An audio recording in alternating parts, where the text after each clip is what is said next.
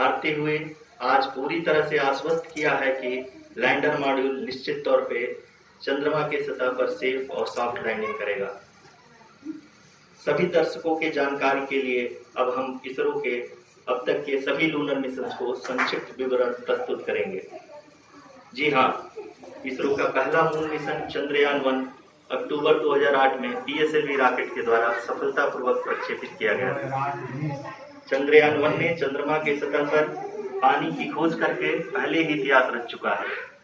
यही कारण है कि आजकल विश्व के तमाम अंतरिक्ष वैज्ञानिक और स्पेस एजेंसियां चंद्रमा को और करीब से जानने के लिए उत्सुक दिख रही हैं।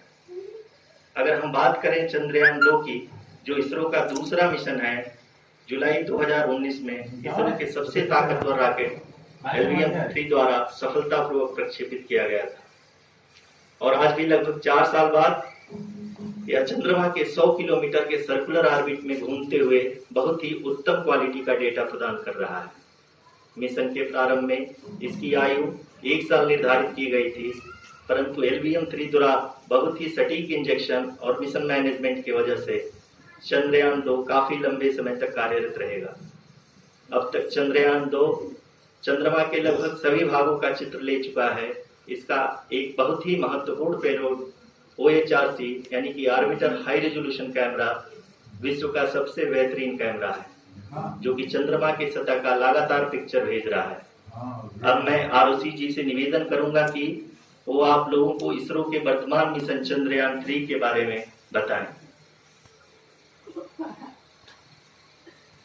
अभी आपने मिश्रा जी के द्वारा सुना इसरो के अब तक के लूनर मिशंस का विवरण। Our mission goals. The primary objective of Chandrayaan-3 mission is the demonstration of safe and soft landing on the lunar surface.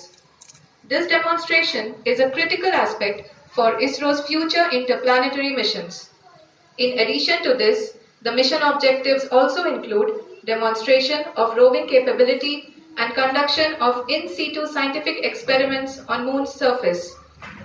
Carried on the shoulders of India's heaviest rocket LVM-3 on the 14th of July, Chandrayaan-3 was placed in the precise elliptic parking orbit of size 170 by 36,500 kilometers. ISRO, in its mission plan of following the incremental trajectory approach, carried a total of 5 earthbound maneuvers. Interplanetary mission के लिए बहुत ही आवश्यक परंतु कठिन operation होता है। इस सफल मैन्यूवर के बाद चंद्रयान-3 पृथ्वी से दूर निकलकर चंद्रमा के प्रभाव क्षेत्र में एक हाइपरबोलिक ट्रैजेक्टरी के द्वारा पहुंचाया गया। पुनः 5 अगस्त 2023 को लूनर ऑर्बिट इंसर्शन के द्वारा चंद्रयान-3 को 160 किलोमीटर के पेरिलून और 18,000 किलोमीटर के अपोलून के साथ चंद्रमा के इलिप्टिकल ऑर्बिट में स्थापित कर दिया गया। TLI के तरह LOI भी एक बहुत जटिल ऑपरेशन होता है। इसमें हमें यह ध्यान देना आवश्यक होता है कि उपग्रह के वेग मान को एक निश्चित बिंदु से घटाया जा सके, अन्यथा उपग्रह चंद्रमा के प्रभाव क्षेत्र से बाहर निकल जाएगा। LOI के सफलतापूर्वक परिचालन के बाद चंद्रयान-3 की कक्षा को 4 बार और परिवर्तित किया गया। इस दौरान चंद्रमा की अधिकतम ऊंचाई को घटाकर 160 किलोमीटर कर दिया गया। इस पूरी प्रक्रिया में प्रपल्सन मॉड्यूल का लगभग 755 किलोग्राम ईंधन का उपयोग हुआ और चंद्रयान-3 के वेग मान को लगभग 850 मीटर प्रति सेकंड कम कर दिया गया।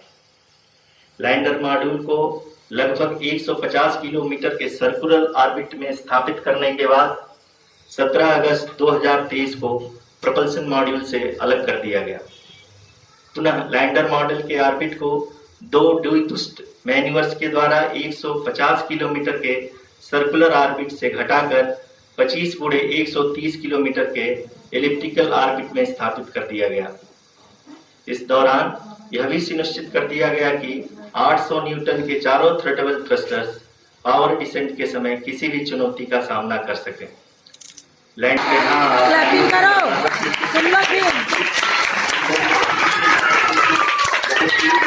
सफलतापूर्वक हासिल कर लिया और अभी हम वर्टिकल डिसेंट जिसकी शुरुआत बहुत ही गौरवान्वित पल है।